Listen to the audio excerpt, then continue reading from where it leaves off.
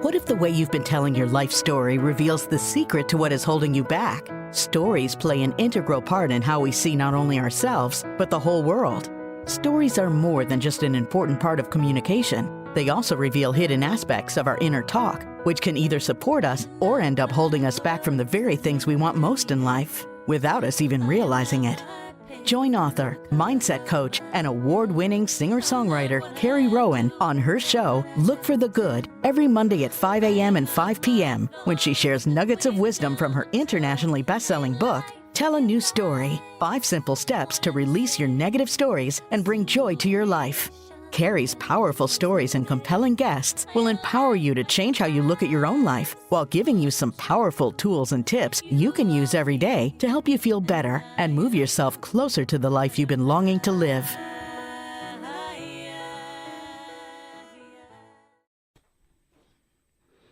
Hello, everybody, and welcome to Look for the Good. I'm your host, Carrie Rowan, mindset strategist and speaker and coach, and I love sharing nuggets of wisdom about the stories that we tell each other, but more importantly, those stories we tell quietly to ourselves. And you can join me and my special guests as we share our personal stories of strength and triumph every week here on Dream Vision 7 Radio Network. And you can listen online on your mobile device, in your car, or even ask Alexa to play Dream Vision 7 Radio. And tune in every Monday at 5 a.m. and 5 p.m. Eastern to get real stories and tips on how to turn your story and your life around. And evolve with us as we unite humankind with universal love. I'm so excited to be here with Joy Taylor waiting in the wings. Hello, Joy. Hello, Carrie. I'm so happy to be here too. We are going to have the most incredible podcast here today. And before we get started, you guys know I love stories. I'm all about stories. That's my jam. All those stories, the good, the bad, the ugly, the ones we think we can't share are actually our best stories, and they're juicy, and that's where our superpower lies. And there's one story that I find, and I bring this up because it's just an inspired conversation with you right now before we dive in with Joy, that it's that creativity story, right? If you ever notice when you say, it's all about creativity. And as a creative and as Joy, I know Joy is a creative as well, multifaceted entrepreneur, we like to call ourselves. That story of creativity, I feel like is really misconstrued, right? So we're all creative beings. However, if you ask somebody, a lot of people will say, oh, I don't have a creative bone in my body, right? But they're really misunderstanding what creativity means. How could we not have a creative bone in our body if we are of the creator? Right? We are a masterpiece, a piece of the master. So of course, that is how we connect with our creator. And as a songwriter and all the creative things that I do, creating this podcast and classes and coaching and getting on stages, I know for a fact that our creativity, that's my flavor, but your flavor, listener, might be something different, my friends, right? You're listening now and you're thinking, maybe your creativity is that beautiful meal that you cook for your family every night. Maybe your creativity looks like you love picking out beautiful outfits and you can see colors on people, right? So creativity shows up in so many different ways, and we're really going to dive into that today. So I want you to catch yourself. If you ever say that, if you're one of those with that story, I'm not creative, I want you to re-examine that story, because that story is not true. You are creative because, like I said, you're a piece of the creator. So whatever your creation is, it's in your own unique, beautiful flavor. So I really want you to explore that. Maybe even go and journal on that a little bit. How am I creative?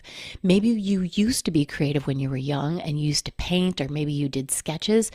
Why not pull that out and start nurturing that inner child, that inner creative child that sometimes somebody said something so mean, it was unintended, but it stuck to us and they told us we were not good at fill in the blank. Because it doesn't matter, good, bad, or other, that's just a judgment and it's not true anyways. Creativity is in the eye of the beholder. So I want you to explore that, and we're going to dive in. I would love to read your bio, Joy. Can I do that? Of course. Thanks, Carrie. I loved your riff right there, by the way. I was right there with you. Thank you. That was great. Thank you so much.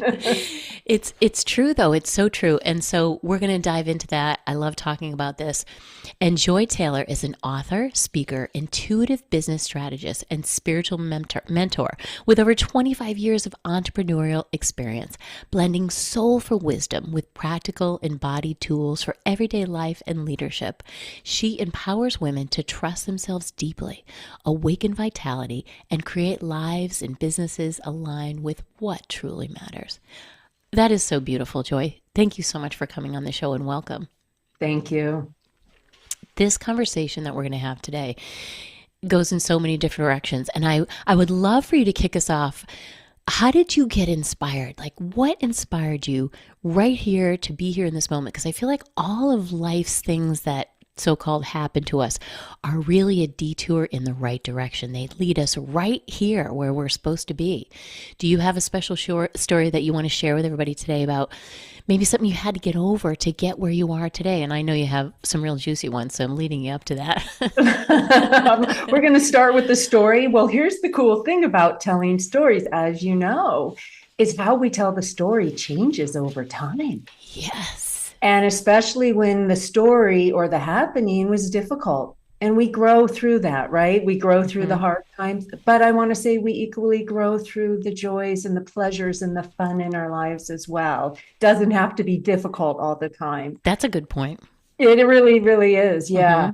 The Baal Shem Tov, who was the founder of the Hasidic mystical Judaism, that is really what he brought. So much of what he brought was awakening through play, through joy, dancing in the fountain. We can learn through the most beautiful experiences.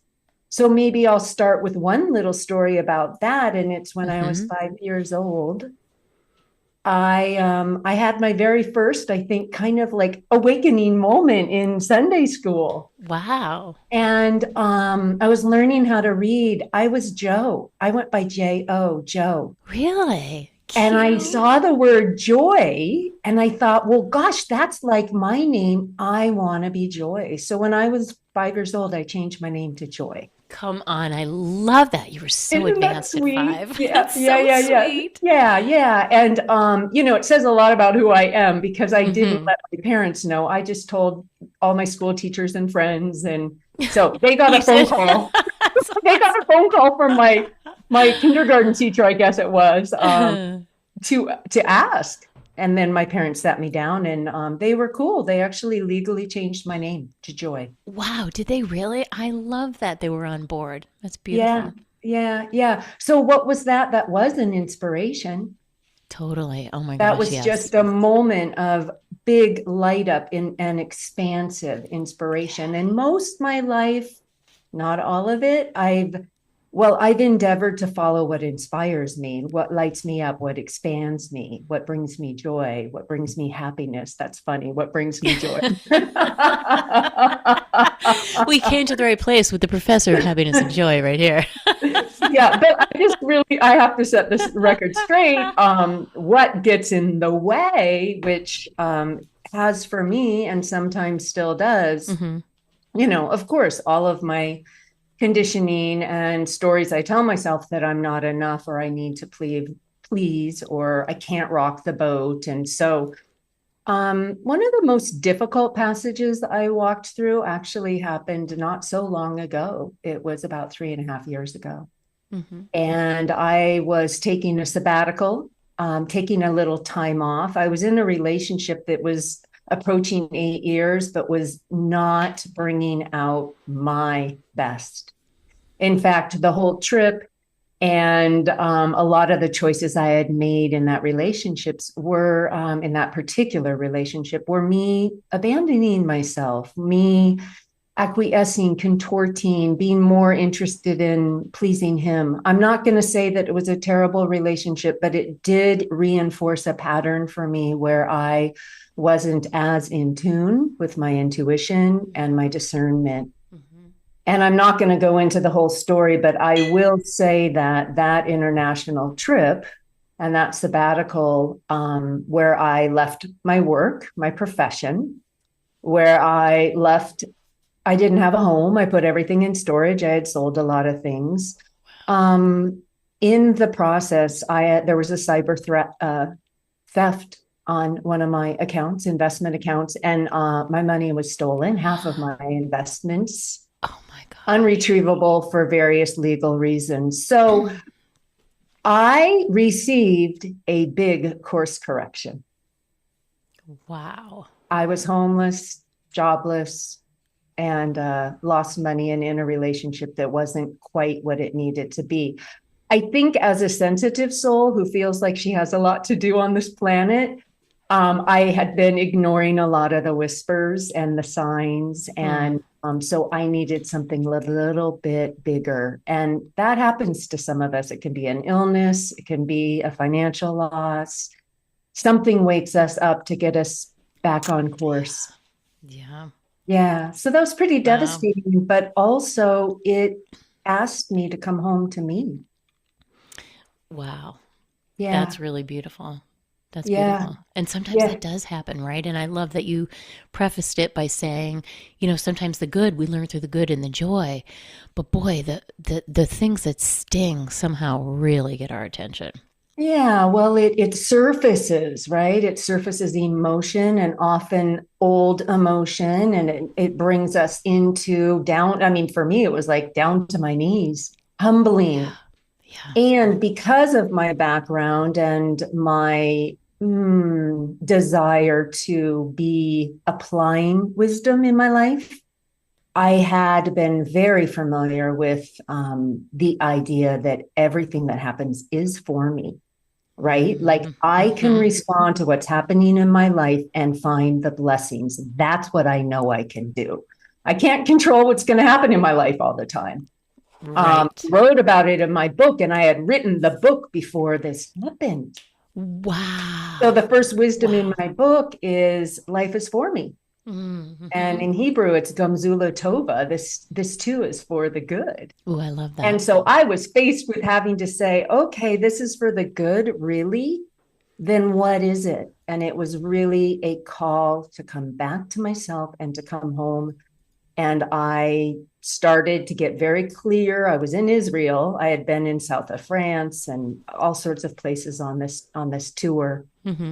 And I needed to go home to myself. And so I went home back to Mount Shasta, which is a place I had lived most of my adult life. And I returned back, and I was grateful that I was able to live in a yurt for 7 weeks. Wow. And I just took a break from that relationship and all sorts of things. And I got to find out who I was again. I wasn't my bank account. I wasn't my credentials.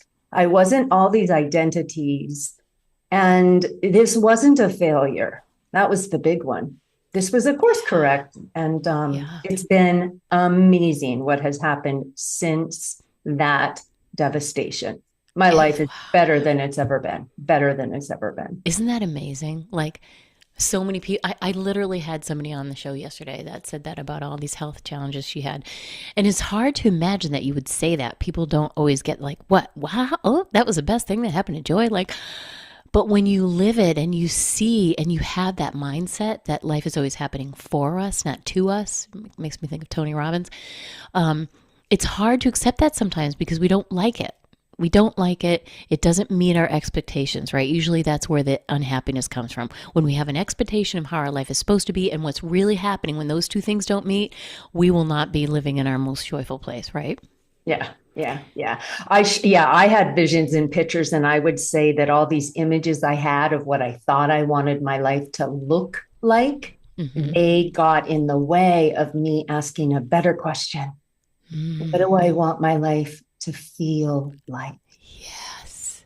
So much more important. Like when people do vision boards, I think it's great. Put things on the board and then this or something greater. And then when you put the house or you put the partner or whatever it is you put on the board, whether it's a physical board or in your own mind, just get in touch with how you feel. What does the house feel like to you? Because that's what we're really after. Yes. I feel safe. I feel rooted. I feel comfortable. I feel free. I feel creative. That's what you're asking for. Yes. Then we get to be more surprised and let go a little bit of what it looks like. And then it comes to us in these miraculous, maybe better than we could have imagined in our mind. Yes. Which is really, I mean, back to the story, it was like, okay, I didn't think my life at 52 would look like living in a yurt alone, having to reinvent myself, having made a financial choice that put me at risk and lost. I didn't think it would look like that. But I can tell you that I was not feeling congruent with myself. And that's why it all happened, because then I knew I was being called to come back to refine, and that's the journey. It's not that I was broken before. There was so much good happening in my life. I'm hoping people can relate to this. It's just the journey never ends. There's more. There's the next level and the next level of coming back home to self. So true. It's so true. You said so many good things.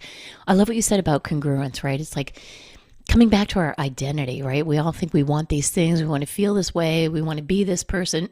But really it comes back to like redefining who we really are and what our values are, which is what you're saying, kind of wrapped in there as well.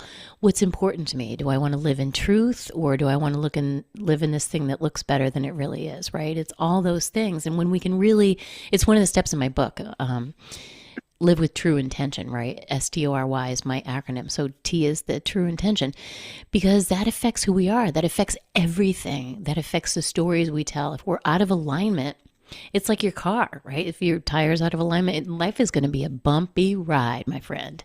But when you're in alignment and you actually know who you are, I think that's the missing piece for a lot of people. You were forced to have to, right? You were, I'm going to call it a detour in the right direction, to go back and take a look and redefine yourself, right? And I'm not sure that everybody takes that time unless they're forced to, in a lot of ways, like you said, whether it's a health issue, they lose someone they love, they lose things, whatever. Then they get to stop and say, wait, but why not do it before that happens? I'm with you 100%. Well, and I am now. It's kind of like preventative medicine, really, honestly, like you're drinking your herbal tea, right? Yes, to keep it lubed up. Yeah, but it's like all these things we can do to support our bodies, to support our lives. But what you and I are talking about is like the most essential. How can we, when life is good, how can we continually, no matter what, get ourselves more congruent? One of my spiritual teachers used to say, harmony of thought, word, and deed. Oh, I love that. To me, isn't that integrity? I love that you brought up the word truth, by the way, because I love the word truth. To live in truth, to live in resonance, to live in harmony with our thoughts, words, and deeds, to be more congruent with ourselves so that we're making our choices. The little yeses and nos are so important. The doing things because we want to, not out of obligation. That little bit right there, that tiny little thing prevents us from maybe saying yes to something that has larger consequences in the future. Right? So true. It's so true. We're back to true. So truth, discernment. Yes. I've come to understand that love and truth are the two wings of the heart. I was just going to say, love and truth, you can't have one without the other. Love is truth. Truth is love, right? Love and truth go together. They are side by side. I love that. Two wings of the heart. Yeah. Nancy Shipley Rubin, who was one of my mentors, and actually someone I sought out and worked with when I was going through my coming home to self in the yurt. But she said that, and I continue to just utilize that in my work with, especially working with relationships. My husband and I do relationship work together, but also career professionals that are looking at their lives and wanting to create, talk about creativity, wanting to create a life and work they love. Yes. That we emphasize love a lot. And then we love, we're empathic, we're understanding, we're compassionate. It's so important. But with only that wing of the heart, you just go in circles. It's so, You know, yes, it's such a visual. Isn't that great? It's So then you beautiful. just bring in both in balance, love and truth. So then the truth is the discerning one that can have boundaries and say no. The Yes. truth is the integrity that's like, that's outside of what feels right for me. Like your word alignment. Yeah. So then in So relationship, we're in right relationship because we can be loving and then we can communicate our no's or give our feedback with more heart, love and truth, right? With more yes. compassion, without more self-responsibility. Yeah, truth. I mean, Jesus, if people have truth, then they have a compass. Then Yes. they're going to start making better little decisions, which lead to better, bigger decisions. Yeah, I And then, love that.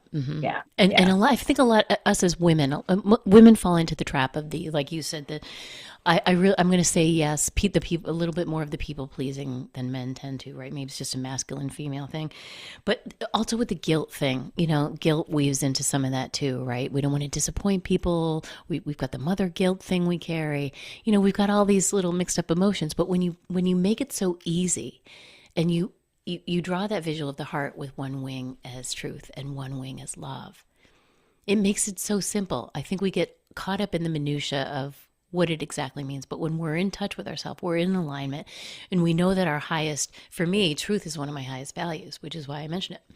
And so when we know what that is, we start living differently. We start doing our calendar differently. Like it applies to everything on every level. It's powerful.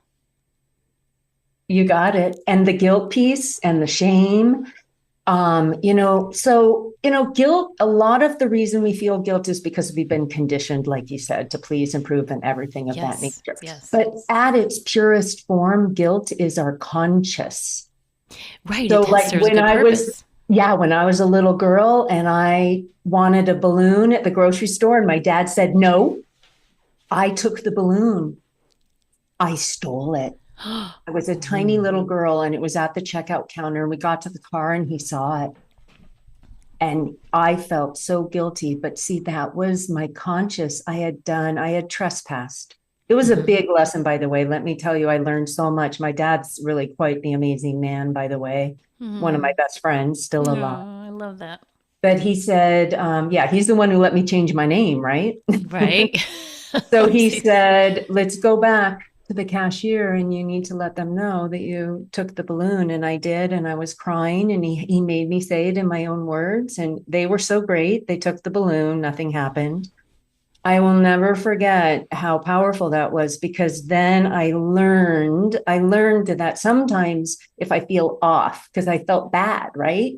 That kind of guilt is just our conscious, like, ooh, something's off. But we have to like weed through all of the conditioning guilt, and we have been loaded with a lot of it. Yeah, we have. For sure. Yeah, because it serves a purpose, right? If you don't have guilt, that's a little scary. It's a whole other conversation. But yeah, it's our natural built-in reminder you're out of alignment with yourself, right? This feels bad. It's all that darn conditioning that just fuzzies everything up, muddies up all our water. So I know you guys are hanging on Joy's every word, but don't go anywhere. We'll be right back and Look for the Good. Hello, everybody, and welcome back to Look for the Good. I'm having the most incredible conversation with Joy Taylor. I love everything we're talking about. And I'd love to dive a little bit into creativity because you and I both being the multi-passionate entrepreneurs. And I love that you wrote to me that you were a closet songwriter. I'm like, ooh, I circled it on my paper. We are talking about that. Oh my today. God, am I coming out? I'm coming out on the Carrie Rowan show. Woohoo! I guess I'm ready for people to know. I said songwriter, not performer. You did. You said songwriter. But let's talk about that. You also said the most beautiful phrase to me on the break. You said living life as art. And that's truly what creativity is, isn't it? Yeah, it really, really is. I mean, when we can realize, you teed us up earlier, but we can realize that creativity, we create our lives, we create meals, all the things you said. Absolutely. Yeah. Yeah, it's beautiful. So I think that people, again, look for creativity in different places. How does creativity affect your daily life? Like living life as art, what does that look like as we co-create? Yeah, and I actually wrote a song called Living Life as Art. I Yeah, love it. it's, a lot of my creative writing and pursuits. Yeah, a lot of them, yeah, well, creativity, it's a spontaneous flow. Yes, it is.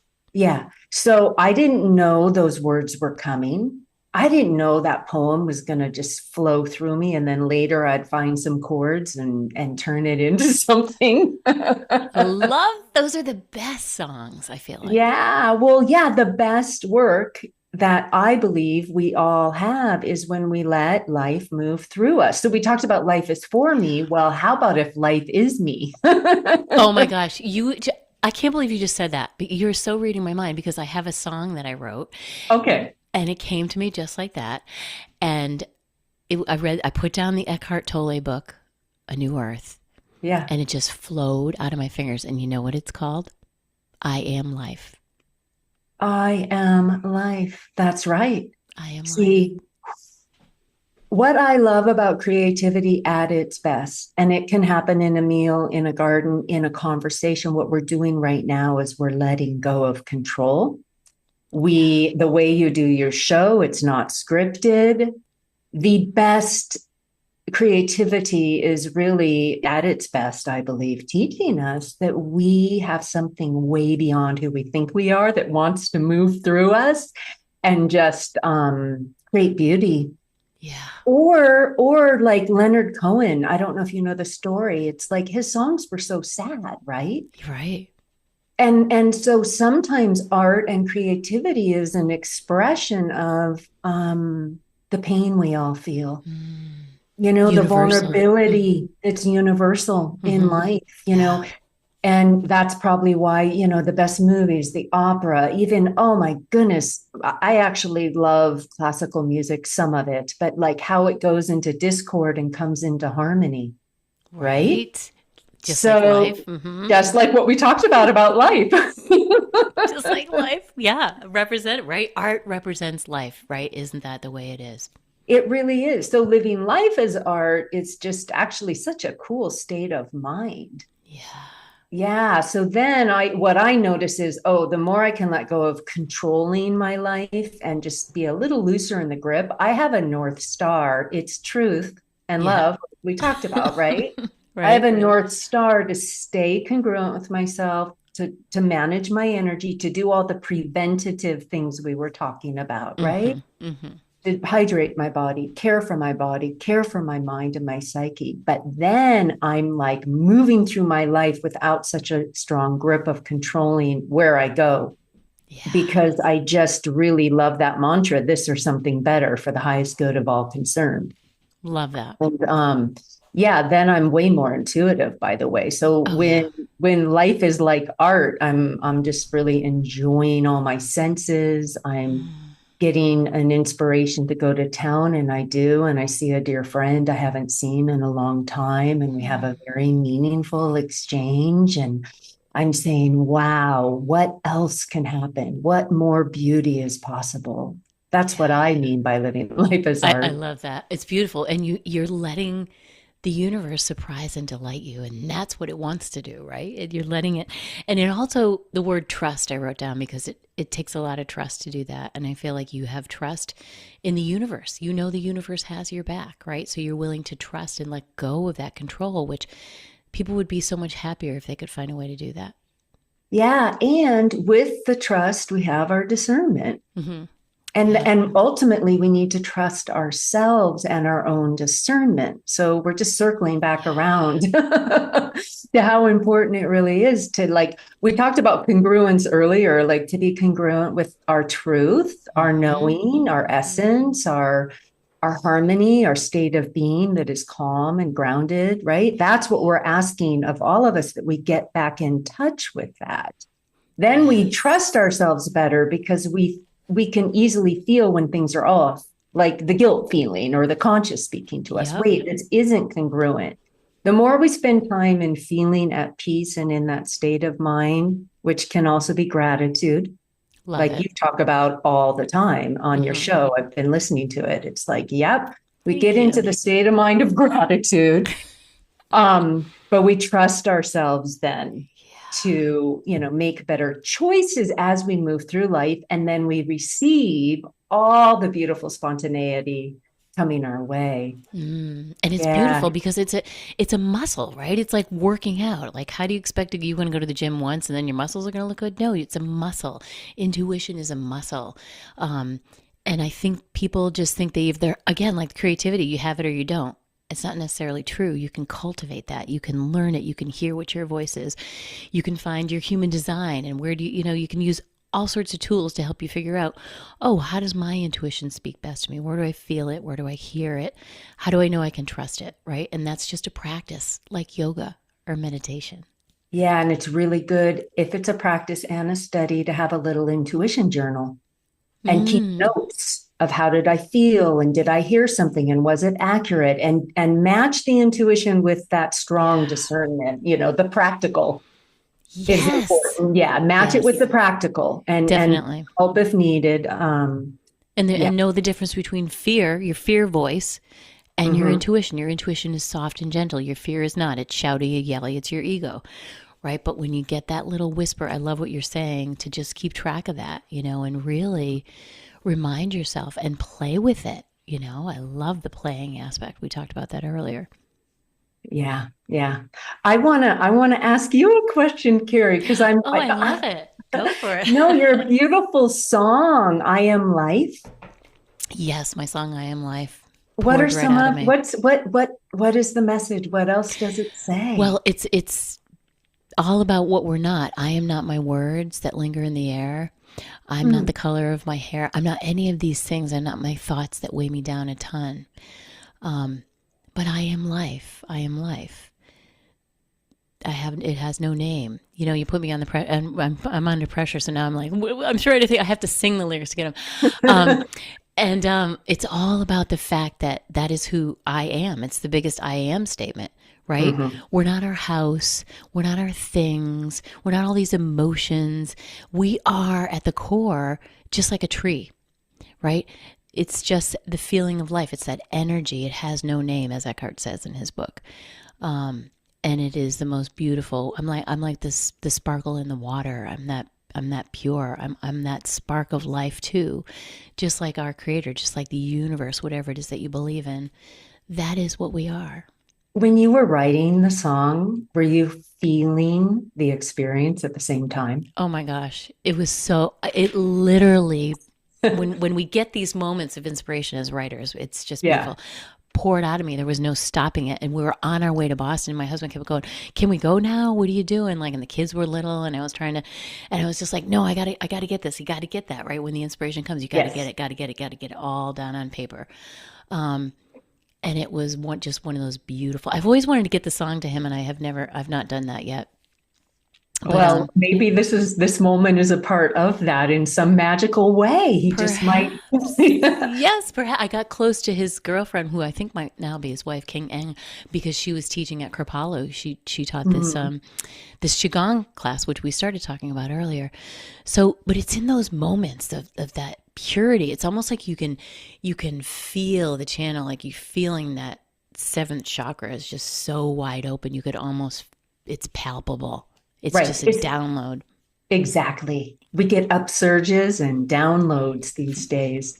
Yes. I was just going to say I love what you just shared, because that is actually in my world also, like, my creativity is a doorway for me for these amazing moments of unity, consciousness, or whatever's coming through.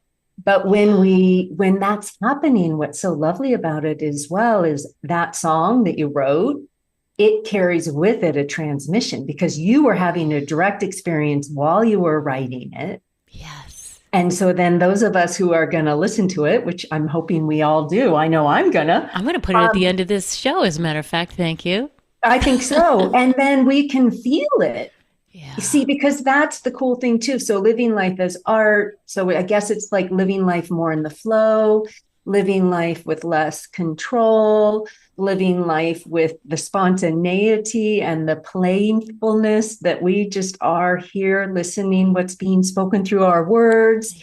We follow our feelings, we hug people, we have more gratitude, living life as art. That's so beautiful.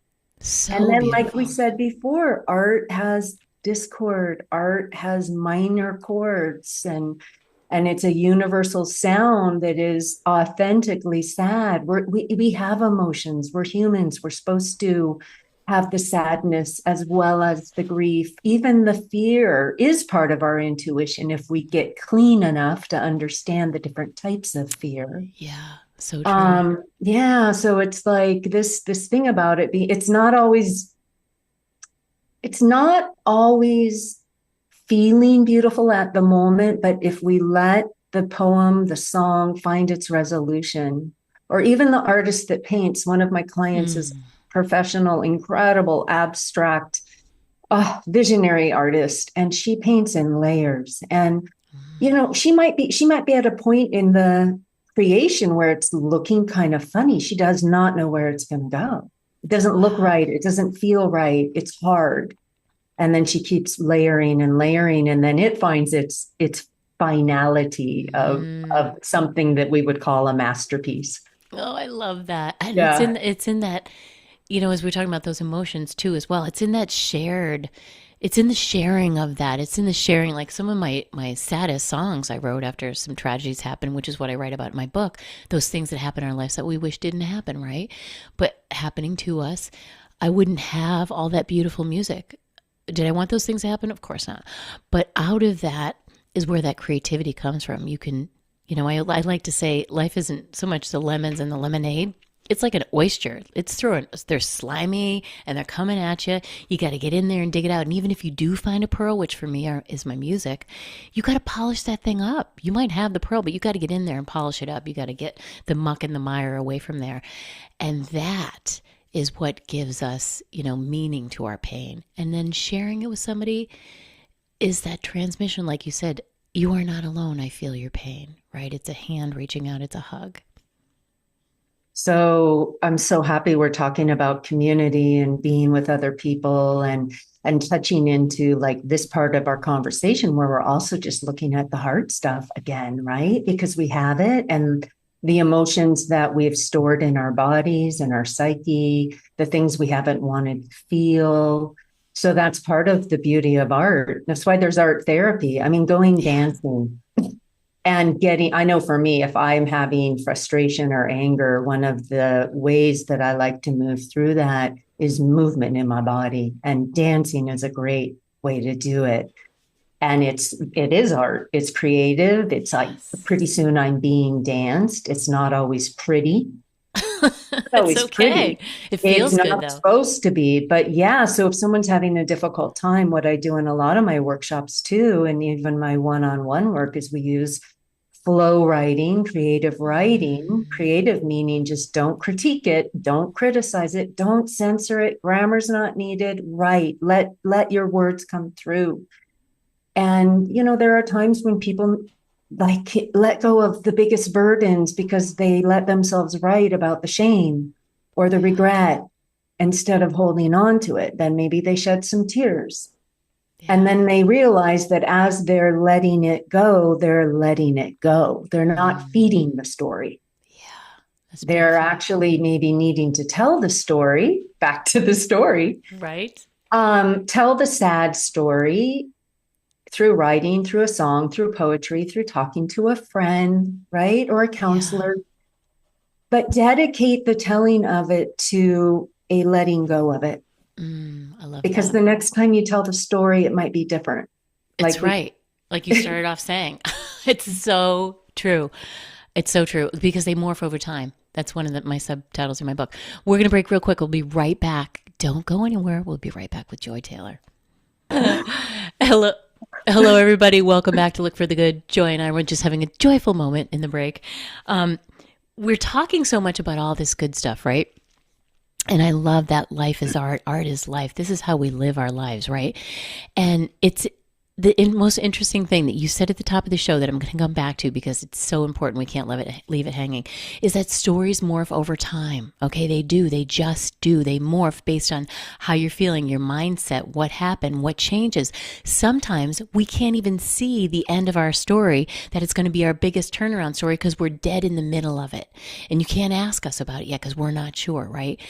But all these things, it's funny because one of my best friends and I that used to travel around and play music with the most beautiful female harmonies, we used to say that our harmonies will remind you that angels really do exist, because harmony is the language of angels. But we would say that we would write these songs in the flow state, and then we would think it's about one thing, and years would go by, and we'd say, wait, you know what? I rediscovered this is what this song really is about.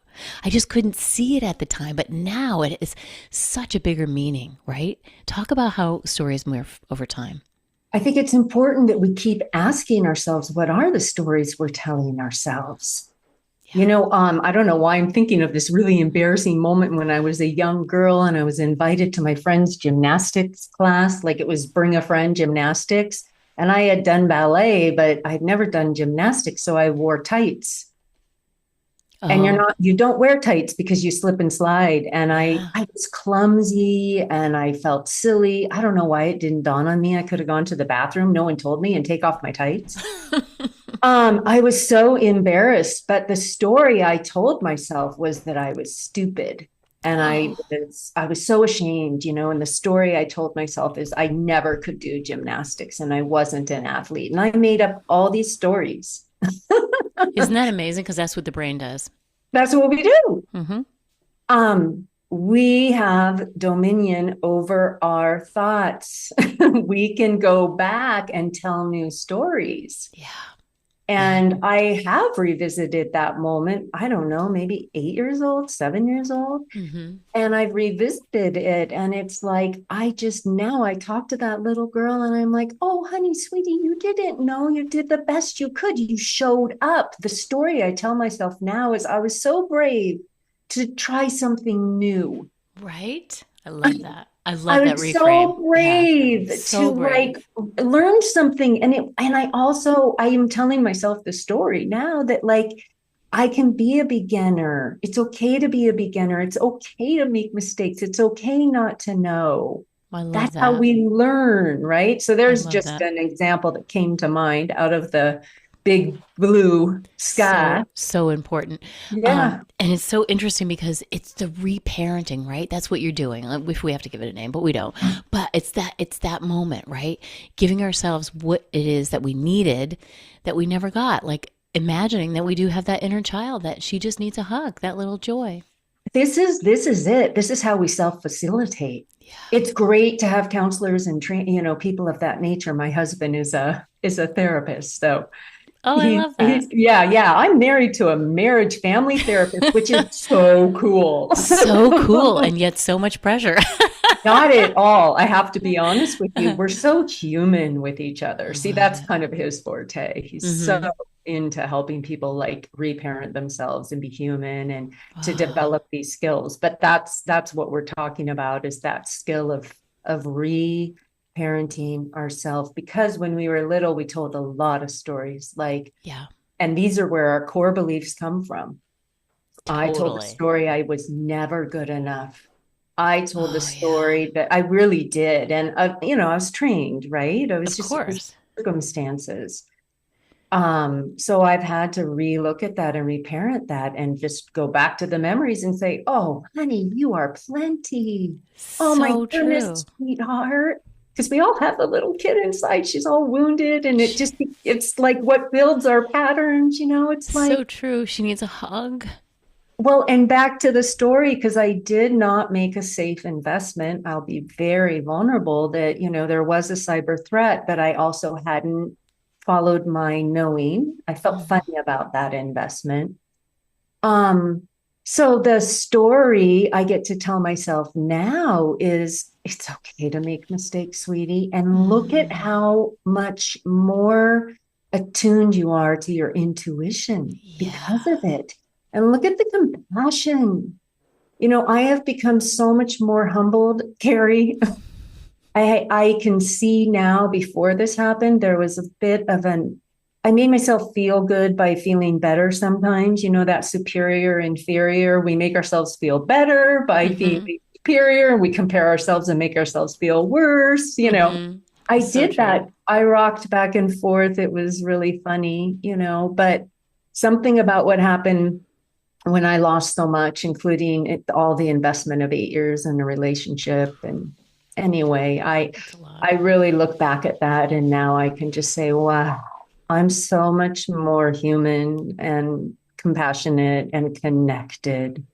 And what you said Yes. before from the song, I'm not the bank account, I'm not the credentials, I'm not my titles, I'm not anything I won't take with me It's when I so true. die. Right. Who Right. am I? Right. We're just, I am life. I'm life. Simple and true. You are me and I am you. Oh, there's more words. I love it.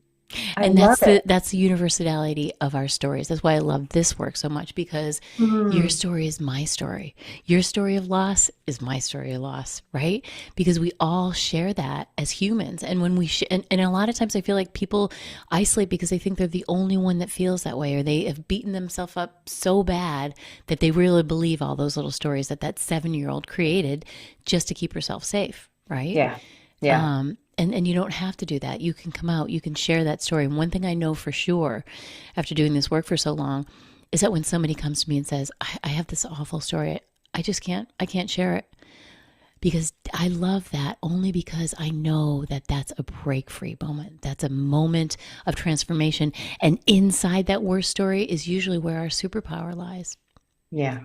And there is, just in the telling it with a very safe, this is where we're discerning in telling our stories that were difficult, really difficult Yeah. times, in a safe space, whether it's counseling or a mentor or a coach or just a really dear friend, that you Yeah. ask, please hold me as I share the story, because I want to let it out and release my shame Yes. about it. Yes. The shame And stories.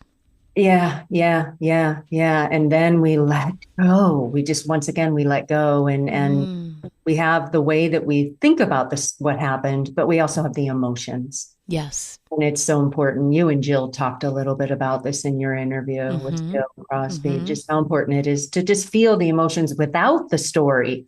Trust that you're letting them go. Yes, it's so true. And it's so healing. And the shame stories, right? Those little shame stories we all have are the sneakiest ones, because they want to be hid. They want to be secret. Your ego does not want you to let that thing out. But when you do, the freedom that comes from it, right? Like even when I was writing my book and I'm putting all these stories in there, and I'm like, and I think this happens to every author, you get to the point you're like, I can't put the book out. You're ready to release it. I can't do it. No, I'm putting all those stories out in the world. Like, that ego is like so loud, but you have to, because that's, again, the universality. That's the sharing. When we let the light into those shame stories, the shame dissolves. It can't live anymore in there. That's right. And when we parent ourselves well, we love and accept ourselves without judging ourselves. It's like shame is really self-judgment. Yeah. It's not very life affirming. So it just, to me, it's an indicator light. It's okay, let's feel it, but it's an indication that I'm judging myself, and it's time for me to be a little more soft and accept myself, be my own best friend, Mm-hmm. be willing to realize I'm human, I'm learning, I'm growing. That's what we do here. No one bypasses it. That's Yeah. what we do. And nobody's perfect. And I love how you called it an indicator light, because when we can give it a little name, it just kind of disassociates a little bit. Like I tell my clients, like, that's your brain. Your brain is just shooting off all those stories, trying to keep you safe. It thinks it's doing its job. So just tell it, oh, hey, brain, I know you're trying to keep me safe, but I got this, right? All that ego mind stuff that keeps the monkey mind going. Just putting it back in its place gently, recognizing that it's doing that for a reason. And again, reparenting that little brain of yours, that monkey mind of ours that we all have. Yeah, without judgment. So the indicator light goes Yeah. off of shame, or another big indicator light for me is regret, Oh, which yeah. I really had to face after I had abandoned myself and made all those choices and came back home, right? It's like regret. And that was the indicator that I hadn't well, I hadn't forgiven myself, which was really just not seeing all the lessons, not integrating them yet, or Yeah. the blessings. And so that's when I had to have a little faith that it was going to find its way. But I knew when I had the regret, I had to let out the regret. And then I had anger because I felt like I was in a lot of ways manipulated, but that's just disempowering. But I still had the anger, and there was also some trespasses, but I Yeah. didn't have the discernment or the truth or the strength to say no. I said yes. And then it took me down a road, right? Yes. So then I was angry, and it was like, okay, I got to feel this. I got to move this. I got to dance with this. I set up an altar and I danced and I moved it without telling a lot of stories, without feeling badly that I had this kind of an emotion or a feeling. And then I started realizing, wow, I'm learning how to say no. I'm learning not to let people trespass. I'm learning to trust that if I feel a little bit angry, maybe someone is trespassing and I need to be more strong. And that was Yeah. one of the lessons and blessings of Yes. what happened. So we can keep Yes. going back to our So life and beautiful. harvesting our blessings and our lessons.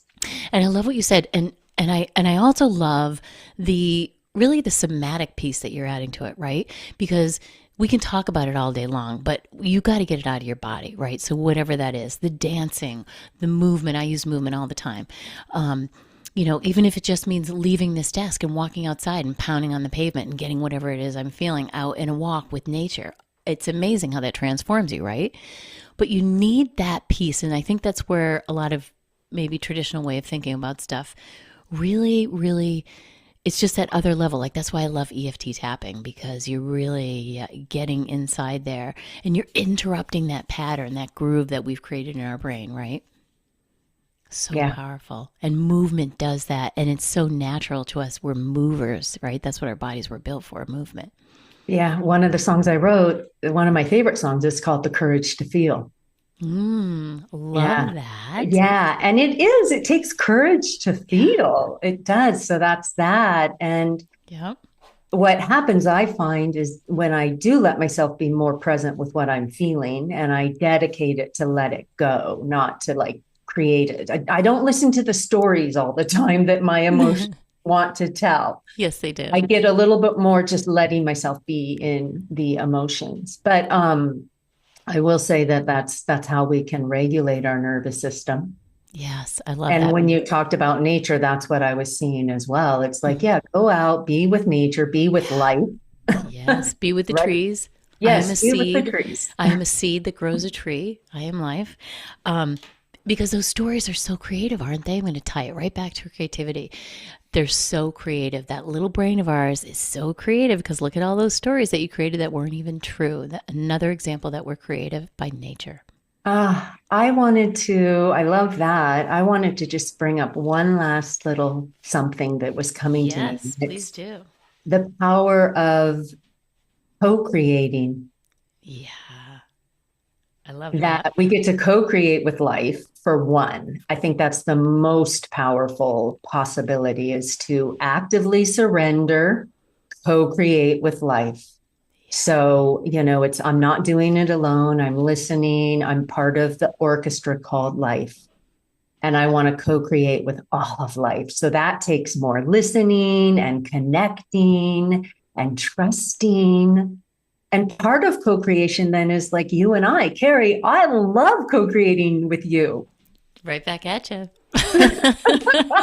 Right, we could do this for another couple hours. It's because it's beautiful. It's creating something so more than one heart too. It's just creating this vibe together that is just exponentially more beautiful, more astounding, more all the things, more joyful.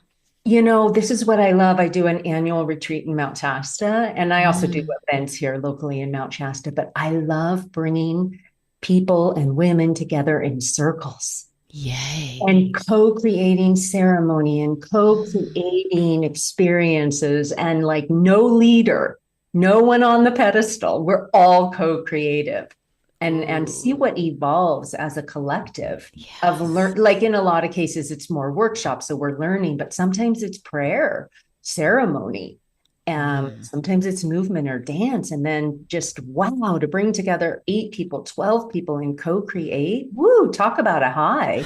Well, it's back to singing in a choir. Yes, right? That is so powerful because we're automatically raising our oxytocin levels. That's what singing in a group does. That's why I come out on the stage with my guitar and I make them all sing with me. And I explain that. It's so powerful. And to have all those women together, what a beautiful, beautiful scenario you're creating there for healing. Yeah. I love it. This has been unbelievable. We've gone over, but I don't care because this is such a juicy conversation. And I know everybody's like hanging on your every word. And I want to know where I can hear your songs too. The Living Life as Art is, so good. I'll tell you what, I will post the lyrics. Yay. I'm not feeling, I haven't been playing my guitar very much. Oh, okay. Well, we need to change that. Yeah. I'm going to be your guitar partner. Okay. Your accountability partner. Oh man. Okay. I'm coming out. I'm really coming out. A soulinspiredlife.com is my website. And Beautiful. It really is my hub, and it leads people to my blog posts and free resources and the events I do and the things I do with Gavin. And it's a soul-inspired life, because that's really a lot of what we've been talking about today. Amen. This was the most beautiful conversation. I've loved every little morsel, and I know my listeners are going to garner so many beautiful gems of wisdom from you. So thank you so much for coming on Look for the Good. Oh, thanks, Carrie. I really appreciate it. And remember, everybody, it is never too late to live your best story. Be well. Thanks for tuning in to Look for the Good with your host, Carrie Rowan, best-selling author and mindset coach. Join us every Monday at 5 a.m. and 5 p.m. right here at Dream Vision 7 Radio Network. If you weren't able to catch an episode, no worries. Just visit our website to find all the archived episodes of Look for the Good on demand, so you don't miss a thing. And remember, it's never too late to live your best story. For additional resources or to find out about how you can work with Carrie directly, visit carrierowan.com for more details.